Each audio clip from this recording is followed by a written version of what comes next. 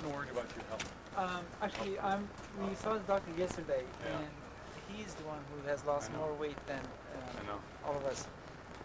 Doctor says he should have lost this weight in 5 weeks, and he's lost it in 3 weeks. So we told him to stop, and we had a long meeting last night, and he doesn't want to listen to us now.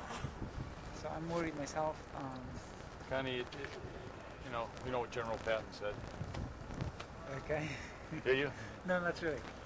He said, the idea is not to die for your country, it's to make the other guy die for him, his country. Yeah. So it doesn't do any good if anybody No, I suffers from this. I would urge you to Yeah. end it and fight another day. I mean, personally, I, at least on my part, I want the doctor to say that the moment he feels detrimental to my health, then I want to make that decision. So far, he says I'm on a steady course. Unfortunately, we've hit against this period of time when we got the visit of the Chinese premier, and now Congress is tied up in its Yeah. last minute things and going to go out, and the timing just hasn't been good.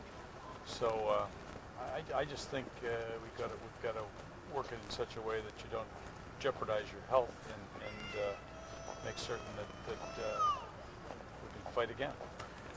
If I could maybe request you making that request to him too. Yeah, I'm going to talk to him now. Fun to find you. Yeah.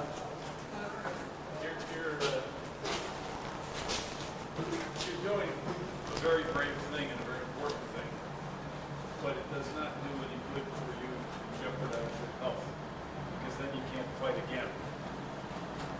And I think that given the fact that Congress will be gone tomorrow, and that there is no easy way to influence a process now, that you should, in my judgment, you ought to decide to regain your strength and fight on. And I just think that it isn't going to help anyone or any of you to jeopardize your health any further. You've already done it. And I hope you'll think about this and make a good decision, because I don't think there's any advantage to it. Think about it. Okay? Because our voice, I'm doing the best I can. yes, because our voice, the Lazana, another, our voices, they are in prison.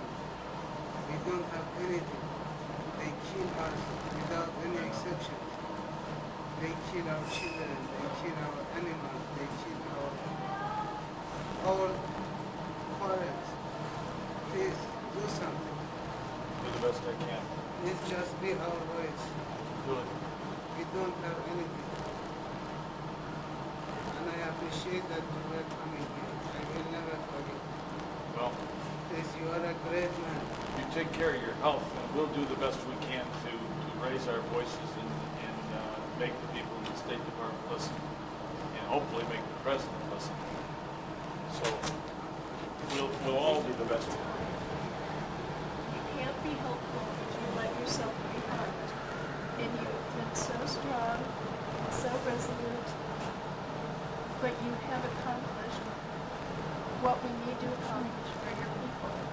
And I hope you listen to me. We love you. We value you. You are great. Your husband is great. You are the greatest keeper what I have ever seen. No, And you are. no, believe me, without you, you should know. I will never forget. And you know them better than me. We don't have any voices. Our voices. Your voices are being heard. Your voices are being heard.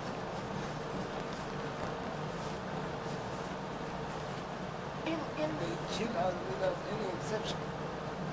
But Darla, you know that in order for this to move forward, Darla, you have to know that you have to be able to move Maybe it. you have had 2 days they bombed us. Why? I know. It's brutal. It's brutal and it's ugly and it's cruel. But we are making progress in Washington. And Secretary Shattuck congratulated you and said, you brought this back to the world's attention.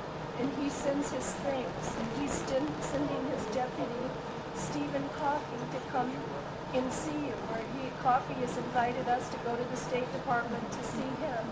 But he's promised me that he will fight for Layla Zana, fight for your people.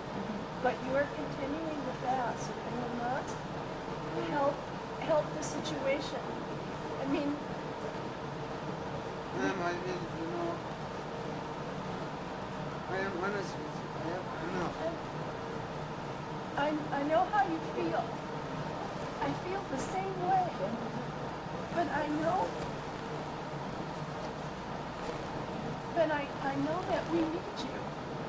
And I know that it's hard to fight against all of these things we seem to be fighting against. And to get